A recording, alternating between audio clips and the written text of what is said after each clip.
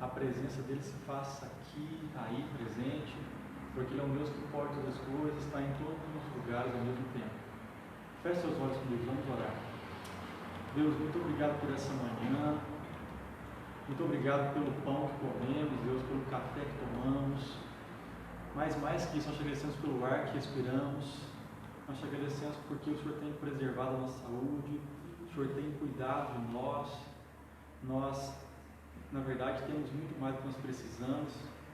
Nós te agradecemos pela tua graça que tem nos cuidado, tem nos guardado, pela tua misericórdia que se renova cada manhã. Nós te entregamos cada família, cada pai, mãe, filho, avô, neto. Nós queremos te entregar cada membro da tua igreja, Deus, representado e repartido nos 4 cantos dessa cidade.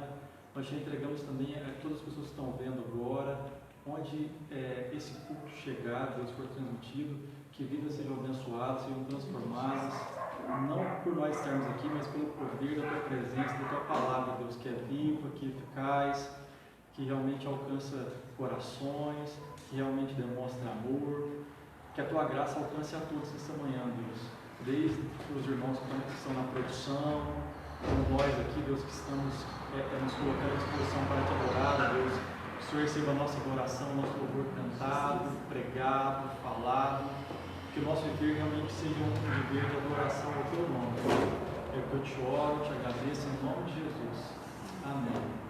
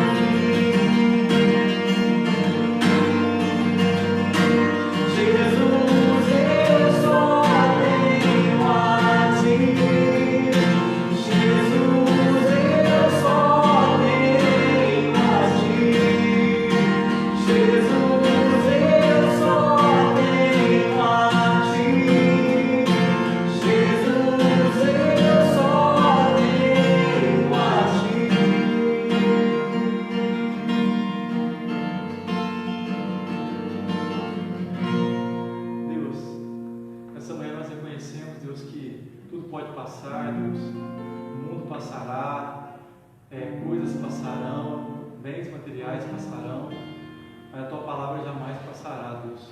Nós te agradecemos pelo privilégio que temos de conhecer a Tua palavra, que é viva, que é eficaz, que vai permanecer até a Tua volta, ou até que nós possamos partir para encontrar contigo, Deus.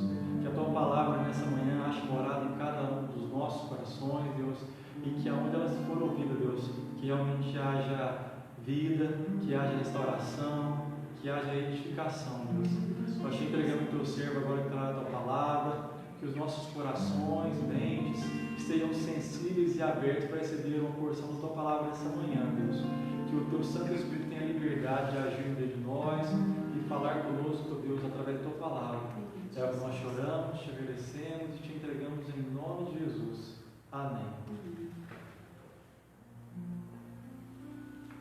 Bom dia, meus irmãos. A graça e a paz de Jesus. Estamos aqui na nossa escola bíblica dominical, nesse formato diferente, sem a nossa costumeira divisão de classes pelas faixas etárias, mas a escola bíblica ela não precisa parar nesse momento, a semelhança dos nossos cultos.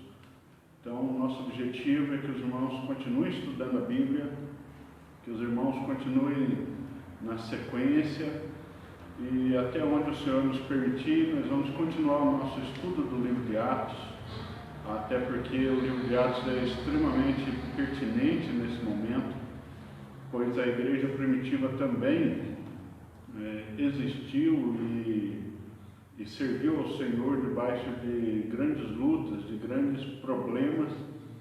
Então nós temos muito a aprender com aqueles primeiros crentes da igreja primitiva. Então nós vamos, até onde o Senhor nos permitir, continuar na nossa sequência do estudo do livro de Atos dos Apóstolos. Então, hoje nós iniciaríamos aqui o que seria a nossa aula de número 3 dos esboços que temos seguido durante o ano.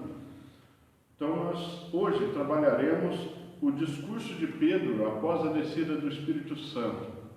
Esse texto ele tem algumas lições muito preciosas para a gente, e é importante que você aí com a sua Bíblia aberta na sua casa acompanhe, para que faça sentido para você que vem estudando aí o livro de Atos. Então, a você também que porventura esteja nos acompanhando aí, que não esteve presente nas nossas aulas enquanto estávamos reunidos presencialmente, também vai ser uma bênção na sua vida também.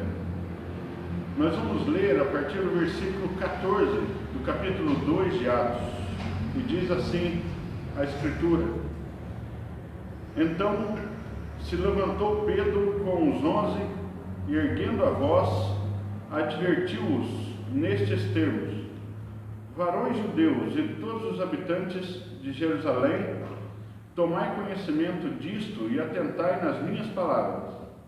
Estes homens não estão embriagados, como vindes pensando, sendo esta a terceira hora do dia, mas o que ocorre é o que foi dito por intermédio do profeta Joel. E acontecerá nos últimos dias, diz o Senhor, que derramarei do meu espírito sobre toda a carne. Vossos filhos e vossas filhas profetizarão, vossos jovens terão visões, e sonharão vossos velhos. Até sobre os servos e sobre as minhas servas derramarei do meu espírito naqueles dias, e profetizarão. Mostrarei prodígios em cima no céu, e sinais embaixo na terra: sangue, fogo e vapor de fumaça. O sol se converterá em trevas e a lua em sangue, antes que venha o grande e glorioso dia do Senhor. E acontecerá que todo aquele que invocar o nome do Senhor será salvo. Varões israelitas, atendei a estas palavras. E eu vou parar aqui, nesse começo do versículo 22. O discurso que o apóstolo Pedro faz logo que aquele episódio maravilhoso da descida do Espírito Santo acontece, quando essa profecia que Joel havia feito séculos antes desse momento ocorrido ali em Jerusalém. Quando essa profecia se cumpre e o Espírito Santo desce, e como lemos aí no começo do capítulo, desce de forma visível, provocando um grande som, e todos os quase 120 crentes ali falam em outras línguas, e o povo que estava em Jerusalém estava cheia naquela ocasião por causa da festa do Pentecostes, e cada um das pessoas presentes ali os ouviam falar no seu próprio idioma. Então, muitas das pessoas que presenciaram esse fenômeno acontecido com a igreja, acusaram a igreja de embriaguez, logo pela manhã, 9 horas da manhã, o que Pedro chamou de terceira hora do dia. Ele estava usando a medida romana de calendário, de horas ali, que considerava o dia iniciando às 6 horas da manhã. Então, a terceira hora do dia era 9 horas da manhã. Então, o Espírito Santo desceu bem cedinho, quase na hora da escola bíblica, né? E o que aconteceu foi que as pessoas estavam acusando a igreja de estarem bêbados, porque estavam falando, glorificando a Deus em línguas, e as pessoas ouvindo cada um no seu próprio idioma. Então, sobre a postura de Pedro aqui, essa iniciativa de Pedro, nós vamos dividir o discurso, o sermão que Pedro prega, em duas partes. A primeira parte vai do versículo 14 até o versículo 21, e a segunda parte do versículo 22 até o versículo 36. Você vai notar que cada uma dessas partes começa com a mesma expressão. Pedro diz assim: varões judeus, no versículo 14. Lá no versículo 22 ele repete assim: varões israelitas. Pedro, de uma forma até instintiva, ele divide esse sermão em dois trechos, porque ele tem dois assuntos a tratar nesse sermão. E hoje nós vamos ficar só com essa primeira parte, que é a parte onde ele resolve esse mal entendido da impressão, essa primeira impressão que as pessoas tiveram, e depois, no domingo que vem, querendo Deus, nós vamos tratar dessa segunda parte do sermão de Pedro. Nessa primeira parte do sermão de Pedro, ele se levanta, e Pedro assume a postura de liderança que lhe é própria dentro daquele grupo apostólico. Você, ao ler os evangelhos, vai perceber que Pedro era uma pessoa de iniciativa, era uma pessoa proativa. Ele não era uma pessoa com características passivas, que apenas reage. Pedro tinha essa característica da iniciativa, era alguém proativo, e talvez esse tenha sido um dos motivos que contribuiu para que Deus o usasse de maneira tão poderosa na liderança. Lendo o livro de Atos todo, você vai perceber muito claramente que dois grandes líderes da igreja primitiva se destacam. Na primeira parte do livro de Atos, Pedro é a grande figura do livro de Atos, e na segunda parte, que é a maior, o apóstolo Paulo se destaca, até porque o autor do livro de Atos, Lucas, acompanhou mais Paulo do que Pedro. Mas, de toda forma, Pedro e Paulo foram os dois grandes líderes da igreja primitiva. Pedro se mantendo, pelo menos na primeira parte ali do seu ministério apostólico, focado no cuidado ali com a igreja dos judeus convertidos, e Paulo focado na igreja dos gentios, daqueles que não eram judeus de nascimento, que se convertiam ao Senhor Jesus. Pedro, nessa característica da postura de líder dele, você vê que Pedro já tinha assumido essa postura um pouquinho antes, aí no capítulo 1, quando ele se levanta no meio dos 120, ainda antes da descida do Espírito Santo, e da iniciativa na eleição do apóstolo que substituiria Judas. É ele que dá toda aquela iniciativa, que comanda o processo ali de eleição, que vai terminar apontando Matias como o novo apóstolo a substituir Judas. Pedro tem essa característica, né, de perceber as dificuldades, os problemas, se levantar e sugerir as possíveis correções.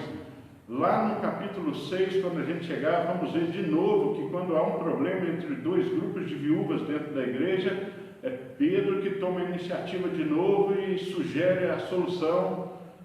E essa é uma característica do apóstolo Pedro, né? Não é de se estranhar que uma parte do cristianismo aí, histórico vai ver em Pedro essa figura do apóstolo maior, embora ele não seja maior em autoridade, em ministério, em qualidade espiritual, vamos dizer assim. De fato, temos que reconhecer que Pedro tinha essa característica da liderança muito entranhada nele e no ministério dele. Isso aí é inegável.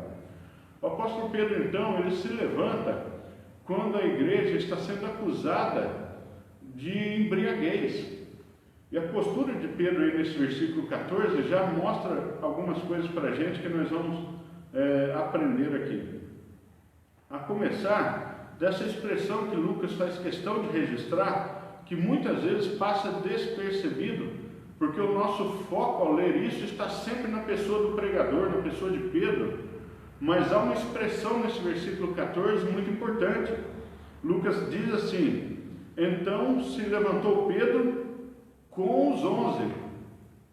Com os 11.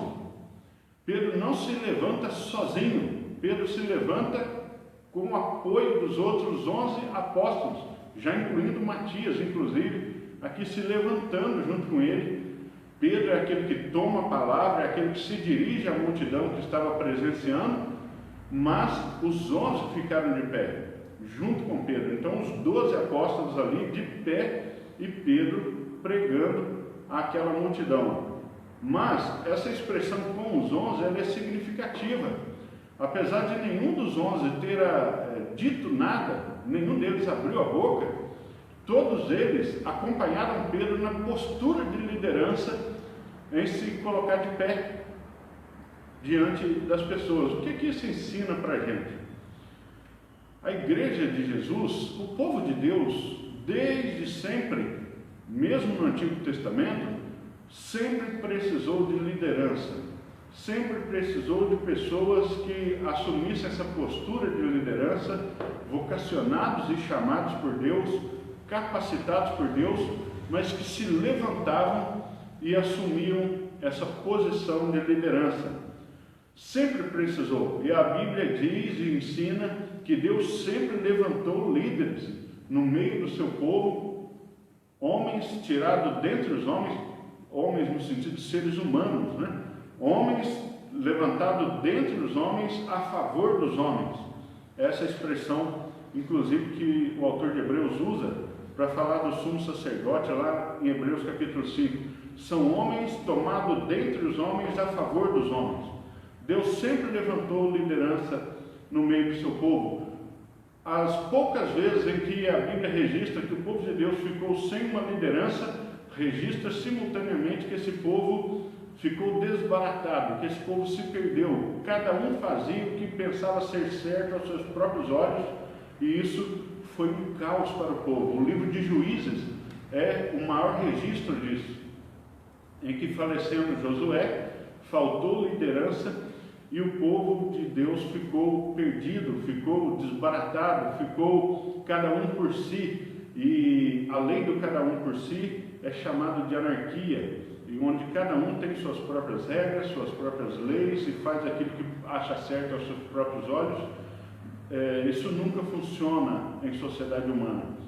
Então, Deus levantava juízes exatamente para liderar o povo, inclusive algumas mulheres ali. No caso aqui, Pedro se levanta porque esse princípio continua em vigor na igreja do Novo Testamento. A liderança precisa existir. O detalhe que eu estou chamando a atenção é que ele se levanta com os 11. A lição que nós temos aqui é que nenhum líder, por maior que seja, por mais capacitado que seja, pode liderar sozinho, principalmente em tempos difíceis. Nenhum líder é capaz de fazer isso sozinho. Ainda que muitos não falem, ainda que muitos não apareçam na linha de frente, como Pedro se coloca ali, sempre é necessário haver essa liderança, mas é necessário haver também um corpo de líderes que fiquem de pé junto com ele. Nenhum líder permanece de pé se não houver outro grupo de líderes que fiquem de pé junto com ele, na mesma postura, na mesma posição, apoiando e dando a esse líder condições de manter o discurso. Essa é a grande lição para nós nesse versículo 14 aí. Há um grupo de líderes apoiadores, sempre teve, e todas as vezes que um grande líder de Deus, por maior que tivesse sido aos olhos do Senhor, tentou fazer a obra de Deus sozinho, ou ele entrou num espiral descendente de depressão, de cansaço e estafa, como foi o caso de Elias na luta contra Acabe e Jezabel, como foi o caso de Moisés liderando aquele grande povo pelo deserto. Isso não funciona e Deus precisa usar pessoas para lembrá-los do princípio do compartilhar liderança. Moisés, por exemplo, é lembrado pelo seu sogro Jetro, em Êxodo capítulo 18, que Moisés precisava compartilhar sábia e responsavelmente essa liderança para que ele tivesse condição de permanecer vivo até o final da tarefa, senão ele ia morrer. A verdade é essa. Então, Jetro aconselha Moisés a responsabilizar pessoas fiéis, pessoas idôneas. Essa liderança não é dada por Deus e nem deve ser dada a pessoas sem nenhum critério, né? O critério são pessoas sábias, idôneas, cheias do Espírito Santo, que são encarregadas na medida da sua vocação. Uns encarregados sobre 50, outros sobre 100, outros sobre 10, mas que essa capilarização da liderança através de todo o povo, que vai terminar lá em cima em Moisés, e Moisés, abaixo de Deus, recebendo as suas ordens diretas, deu a Moisés condição de chegar até o final, cumprindo a sua tarefa com êxito, pelo qual Deus o exaltou também dentre o povo ali com muita honra.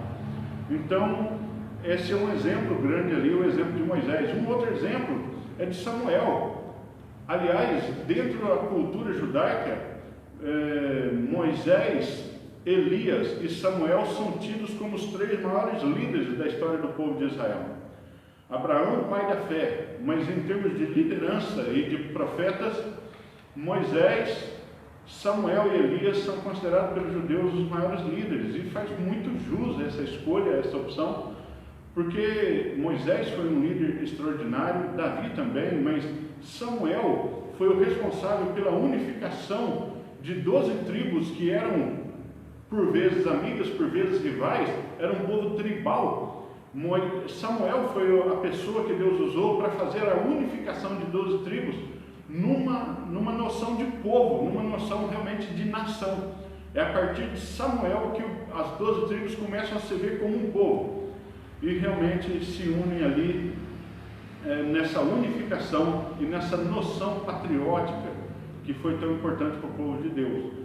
Mas Samuel também não fez sozinho. Se você ler ali o primeiro livro de Samuel, principalmente no capítulo 9, você vai ver ali que havia uma escola de profetas. Samuel talvez fosse o maior na época dele, aquela pessoa que era a autoridade principal, aquele que respondia, que dava as orientações. Mas você vê em 1 Samuel capítulo 19 que havia um grupo de discípulos de Samuel. Samuel estava formando liderança, formando outros profetas que Deus havia vocacionado.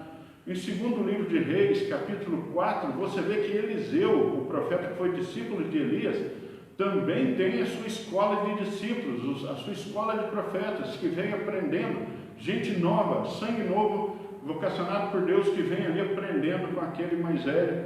Ou seja, essa capilarização, esse compartilhar do fardo é importante.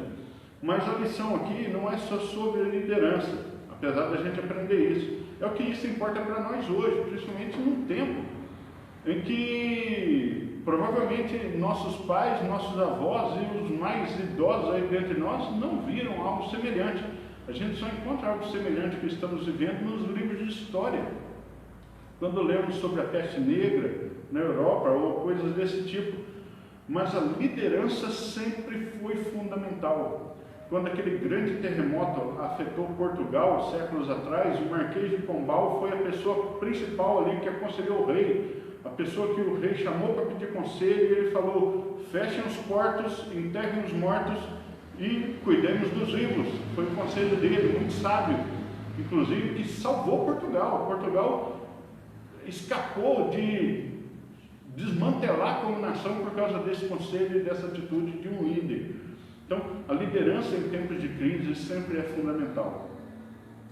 E nós estamos vivendo um tempo em que a liderança da igreja está sob grande prova, grande teste, sob os olhos de todas as pessoas.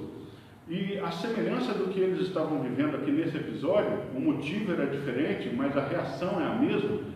As pessoas tinham os olhos na igreja, estavam vendo o que a igreja estava fazendo, e muitos, sem compreensão, acusam e criticam a igreja.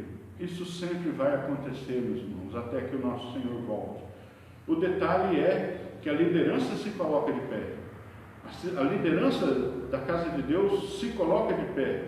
E é um momento em que o exercício da fé, o exercício do amor, o exercício da vocação da liderança está sendo exigido no seu grau máximo. E o rebanho do Senhor Jesus, a igreja de Deus, precisa que cada um dos seus líderes se coloque de pé, junto com o nosso Pedro, junto com o nosso Moisés, junto com o nosso Samuel. A igreja precisa que cada um de nós assumimos essa postura de se colocar de pé. Não precisa falar, mas precisa deixar que o mundo veja que nós estamos de pé, todos olhando para o mesmo lado, todos falando a mesma língua, unidos de alma, num só espírito, de pé apoiando essa liderança, porque senão não há líder que dê conta. A verdade é essa. Nós precisamos orar muito pela liderança, não só das igrejas, a liderança instituída pelo Senhor nas esferas governamentais, orar muito pelos presidentes, não só do Brasil, inclusive, orar muito pelos governadores, pelos prefeitos. Imaginem você a pressão que esses homens e algumas mulheres aí estão sofrendo, né? Se fecham barreiras, são criticados; se não fecham, são criticados.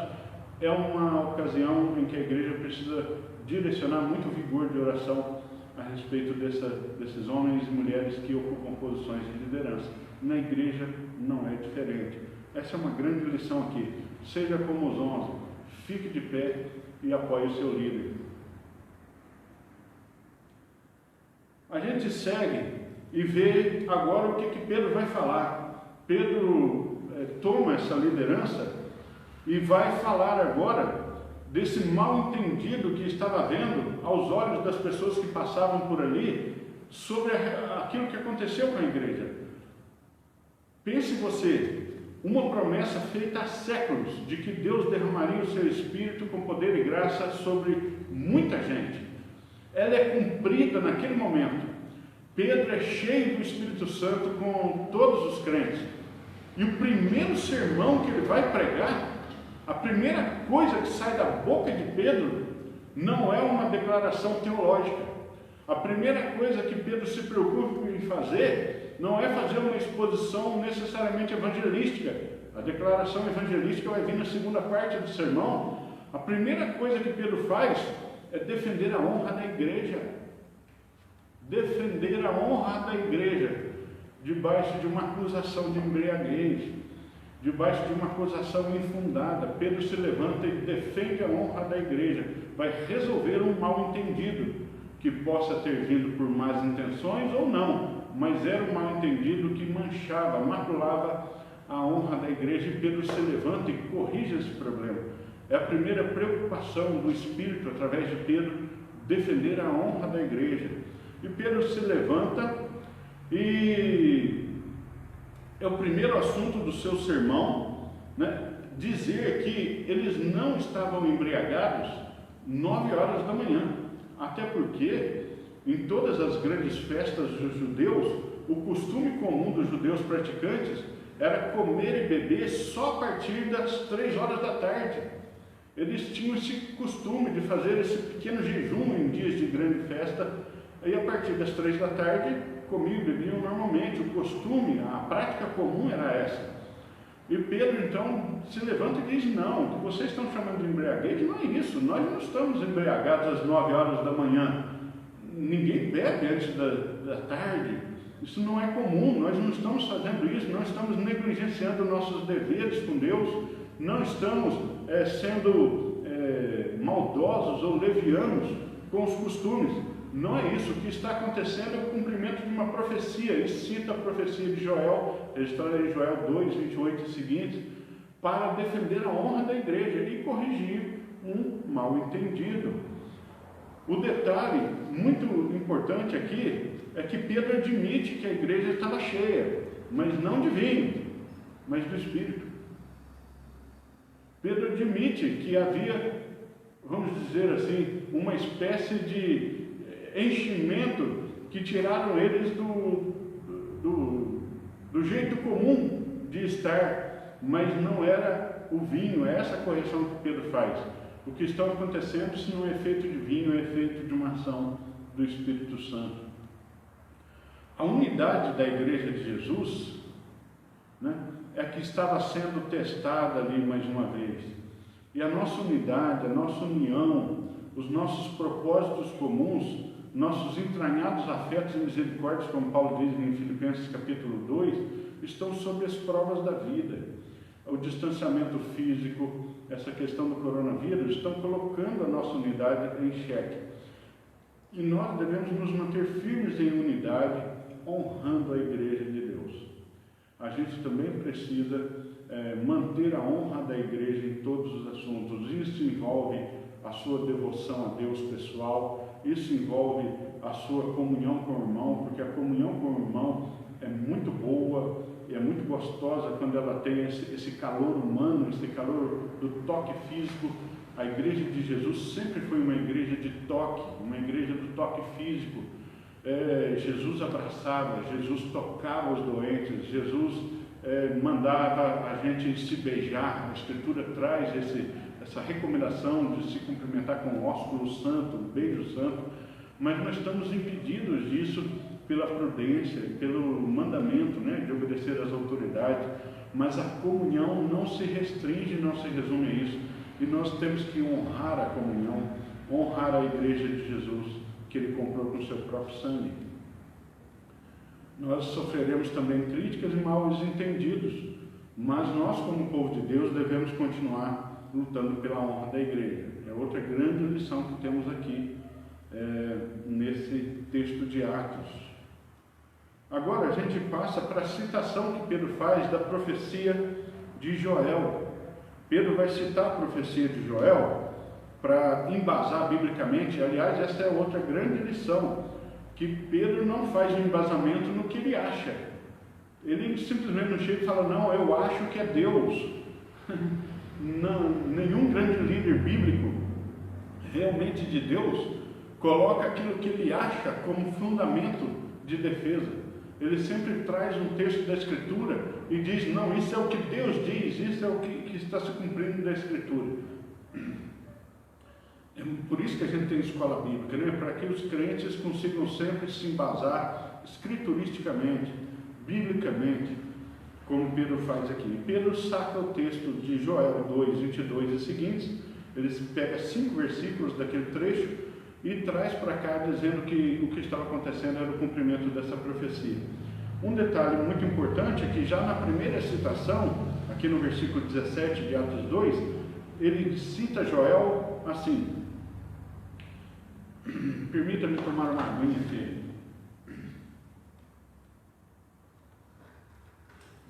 Ele cita Joel assim: e acontecerá nos últimos dias, diz o Senhor. E acontecerá nos últimos dias, diz o Senhor. Primeira consideração que devemos perceber é que a expressão últimos dias foi Pedro que acrescentou. Não está no texto de Joel.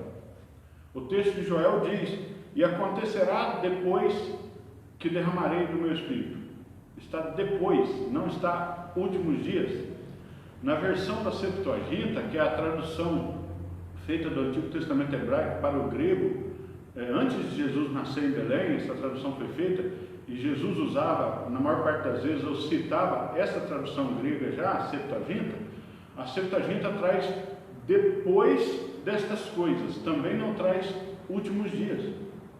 Então por que Pedro, ao citar Joel, cita assim, e acontecerá nos últimos dias? Se Joel não disse últimos dias, diz apenas depois, acontecerá depois. Pedro está citando Joel, mas já fazendo uma alteração interpretativa. A profecia de Joel já tinha se cumprido. Então Pedro está citando a profecia que ele fez, e ele fez a profecia antes do cumprimento. Pedro está citando ela depois do cumprimento. Então Pedro já está citando a profecia de uma forma interpretada, porque ela já se cumpriu. Então Pedro está fazendo uma alteração interpretativa daquilo que era uma profecia antes, que agora está cumprida. E Pedro, interpretando isso, diz, e acontecerá nos últimos dias, porque Pedro interpretou desta maneira o cumprimento da profecia de Joel, que Pedro entendeu que quando o Espírito Santo desceu cumprindo a profecia predita por Joel, os últimos dias tiveram início. Os últimos dias, que alguns profetas do Antigo Testamento falaram dos últimos dias, tiveram início quando a profecia de Joel se cumpriu. Ou seja, os últimos dias, biblicamente falando, eles tiveram início com o aparecimento de Jesus, o seu cumprimento, o cumprimento da sua tarefa na cruz, na sua morte e na ressurreição, e o cumprimento da descida do Espírito Santo. Ali tiveram início os últimos dias, que vão até o regresso de Jesus. Então esse intervalo entre a vinda de Jesus e a volta de Jesus é o que Pedro está chamando de últimos dias, que tiveram início, o marco principal e o marco final do início dos últimos dias foi o cumprimento da profecia de Joel. Então Pedro já cita ela desse jeito: e acontecerá nos últimos dias que derramarei do meu Espírito sobre toda a carne. Então isso é muito significativo, porque os judeus pensavam que essa profecia estaria no futuro, e muitos estavam certos que viveram antes do cumprimento. Então para eles realmente era futuro. Mas na época em que Pedro está fazendo esse sermão, os judeus que pensavam nessa profecia como futuro, precisavam ser esclarecidos que já não era mais futuro, era presente. Então, agora, o que se pensava ser futuro era presente, porque o futuro chega. Ele chega, né? E a volta de Jesus, que dá fim aos últimos dias, pode parecer futuro, mas ela chega. Ela chegará também. Isso está tudo embutido aí nessa alteração que Pedro faz pelo Espírito Santo de Deus, porque precisamos lembrar que Pedro não faz essa alteração da cabeça dele. Pedro se levanta e está falando cheio do Espírito Santo agora, porque o Espírito Santo acabou de descer sobre ele. A profecia se cumpriu e os últimos dias começaram. Por que são últimos esses dias que nós estamos vivendo? Por que a Bíblia chama eles de últimos? Por que esses dias são os últimos? Porque não haverá, depois desses dias, depois da volta de Jesus, quando os últimos dias terminarem, não haverá outros dias. Não haverá mais oportunidade. A oportunidade se finda quando Jesus voltar. Então esses dias são os últimos. Então os profetas, sabendo disso, profetizaram assim: são os últimos, porque não haverá mais nenhuma oportunidade depois deles. Este é o tempo de se apegar ao Senhor, de se consertar com Deus. Esse é o tempo em que devemos lembrar do convite da graça de Deus, porque depois que os últimos dias tiver fim, depois do último não tem mais nada, só segue a eternidade, e na eternidade essa decisão já não pode mais ser feita. Lembre-se disso. Precisamos dar atenção a isso. É tempo de se apegar ao Senhor, é tempo de se consertar com Deus e de atender o convite que o profeta Isaías faz no seu livro, em Isaías 55, versículos 6 e 7. Eu quero ler esse texto para você, porque muitos talvez nunca tenham ouvido ou lido esse texto do profeta Isaías. Isaías viveu 8 séculos antes de Jesus nascer em Belém, e ele já dizia isso. ele disse assim: buscai o Senhor enquanto se pode achar, invocai-o enquanto está perto. Deixe o perverso o seu caminho e o pecador os seus pensamentos. Converta-se ao Senhor, que se compadecerá dele, e volte-se para o nosso Deus, porque é rico em perdoar. Esse é o convite que a Bíblia passa o tempo todo fazendo ao homem pecador. Deixe o pecador o seu caminho, volte-se para o Senhor, busque o Senhor enquanto se pode achar, invoque-o enquanto está perto, porque precisamos lembrar também que o profeta Amós também faz um alerta. Se Isaías faz o convite, Amós completa com um alerta, e o profeta Amós disse o seguinte: o profeta Amós, no capítulo 8 da sua profecia, ele disse o seguinte nos versículos 11 e 12: eis que vem dias, diz o Senhor Deus, em que enviarei fome sobre a terra, não de pão, não de comida, nem sede de água, mas de ouvir as palavras do Senhor. Andarão de mar a mar, de norte ao oriente, correrão por toda parte, procurando a palavra do Senhor, e não a acharão. Amós aqui está falando, especificamente, ele está falando da época do cativeiro, em que o povo de Israel ia para o cativeiro e não ia ter mais acesso às reuniões de culto e adoração, né, e no templo e assim por diante. Mas a aplicação desse texto é que vai haver um tempo em que essa oferta da graça, esse busque o Senhor enquanto se pode achar, não estará mais disponível. As pessoas estarão com vontade, até vão querer, mas não será mais suficiente querer. Então, e nós precisamos nos atentar para isso. Os últimos dias começaram lá com Pedro, há quase 2000 anos, mas eles estão perto do fim. E depois desses dias, não há outros dias para que você atenda esse convite da graça, porque eles são os últimos. Eles são os últimos dias. Talvez essa seja a mensagem mais apropriada para esse tempo, em que o desespero está batendo a porta de muitos corações, e nós não devemos nos entregar ao desespero, mas o alerta é real. Busca o Senhor enquanto se pode achar, invoca-o enquanto está perto, porque haverá dias em que procurarão o Senhor, procurarão a sua palavra, mas não acharão. Se atente para isso. Se você não fez essa decisão ainda, se você ainda não buscou o Senhor, arrependa-se, porque o Senhor é rico em perdoar e Ele quer te encontrar. Os versículos 17 e 18 de Atos 2, do restante que Pedro faz da citação de Joel, né, os versículos 17 e 18, os vossos filhos e vossas filhas profetizarão, os jovens terão visões, os velhos terão sonhos, e sobre os meus servos e minhas servas derramarei do meu Espírito, é apenas para mostrar que o Espírito Santo agora nesses últimos dias, ele não está mais restrito a certas funções ou ocasiões, como era no Antigo Testamento, restrito a profetas, reis, ou certas circunstâncias em que Deus queria usar alguém. Não, ele agora é derramado a todo aquele que invocar o nome do Senhor, como ele diz no versículo 21, todo aquele que invocar o nome do Senhor será salvo. Ou seja, todos os salvos são alvos agora desse derramar do Espírito. O derramar do Espírito agora não é mais por função, seja rei, sacerdote, profeta.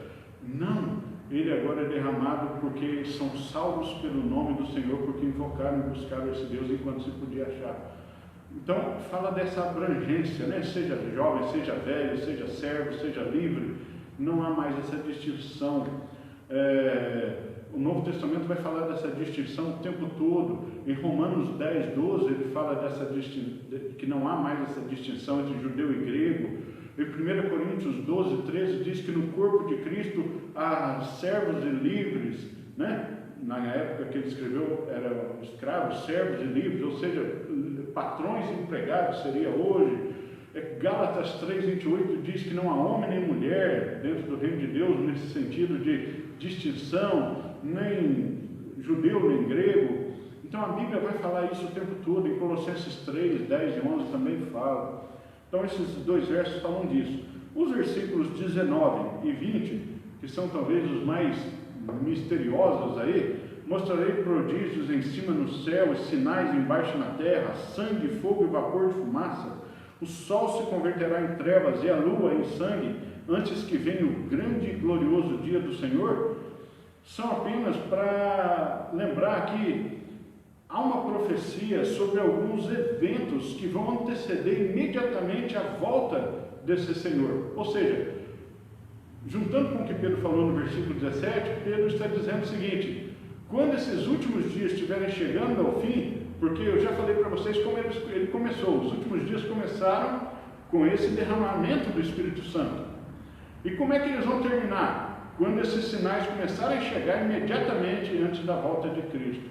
Então ele está falando desses dois extremos, né, dos últimos dias, do início e do fim, dizendo que essa profecia também contempla alguns dos eventos que vão acontecer imediatamente antes da volta de Jesus. E Jesus vai voltar. Leia Mateus 24, principalmente os versículos 29 a 31, Atos, o próprio Atos aí, capítulo 1, 10 e 11, quando Jesus foi elevado aos céus, na vista de alguns discípulos, os anjos chegaram e falaram: olha, esse Jesus que vocês estão vendo subir, vai voltar da mesma maneira que estão vendo subir, ou seja, do alto para baixo, vai voltar do céu.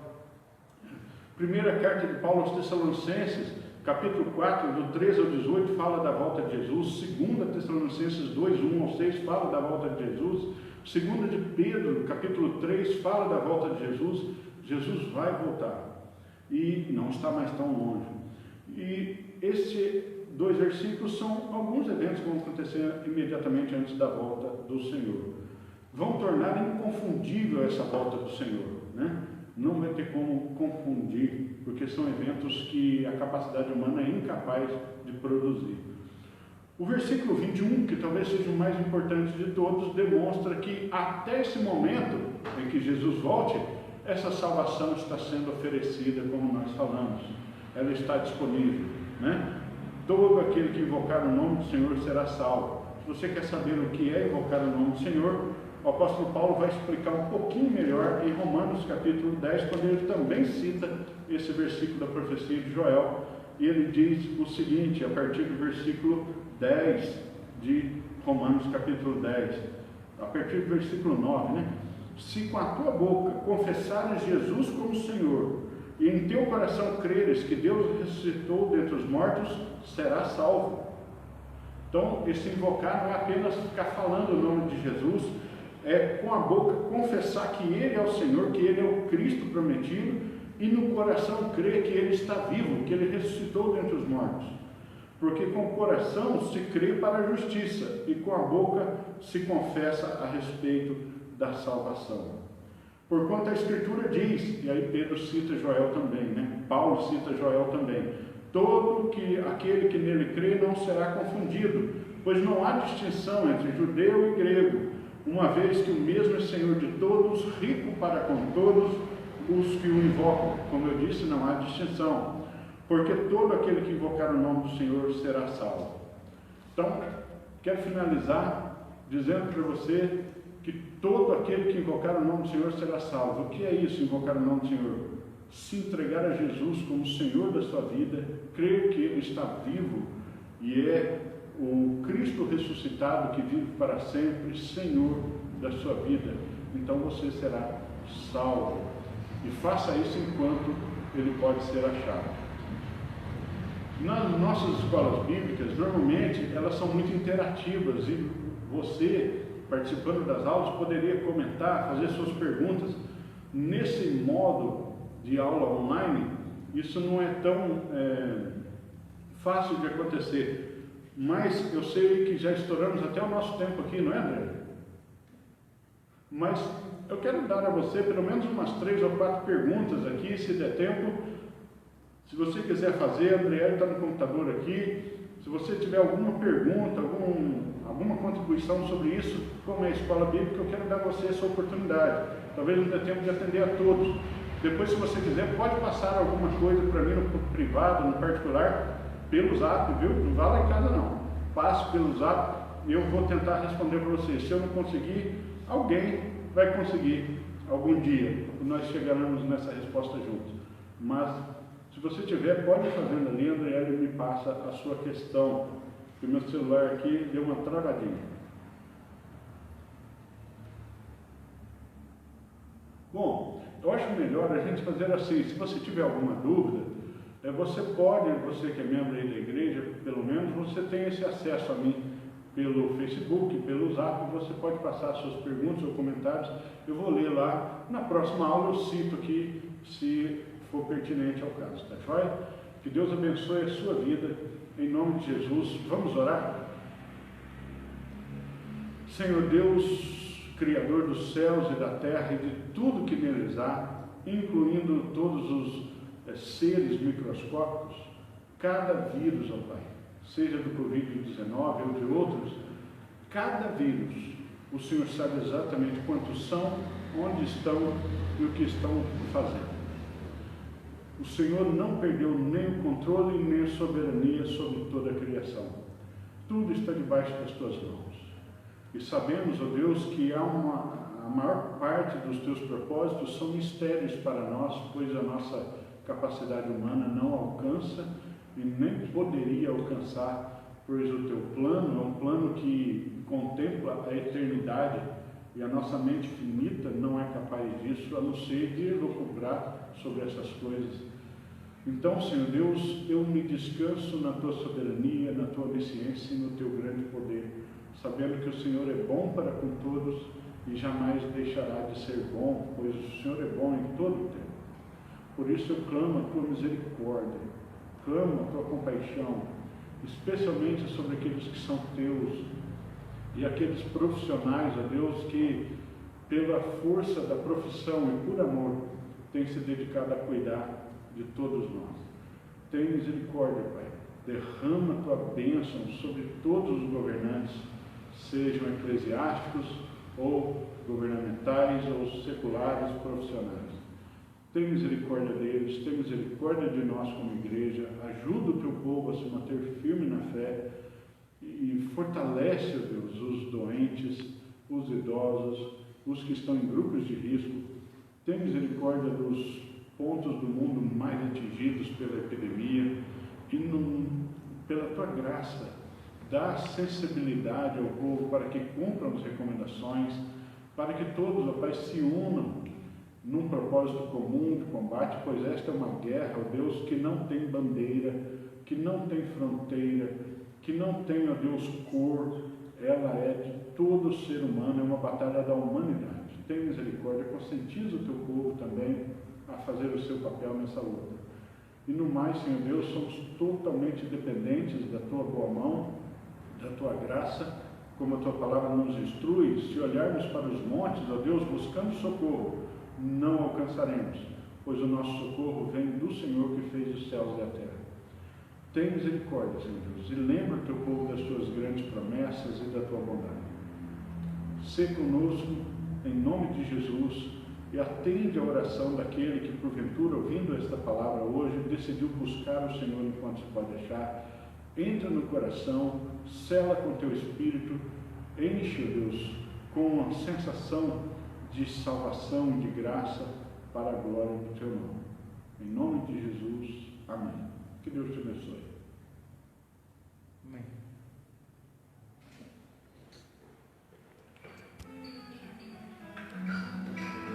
Tiveram umas perguntas, né? Eu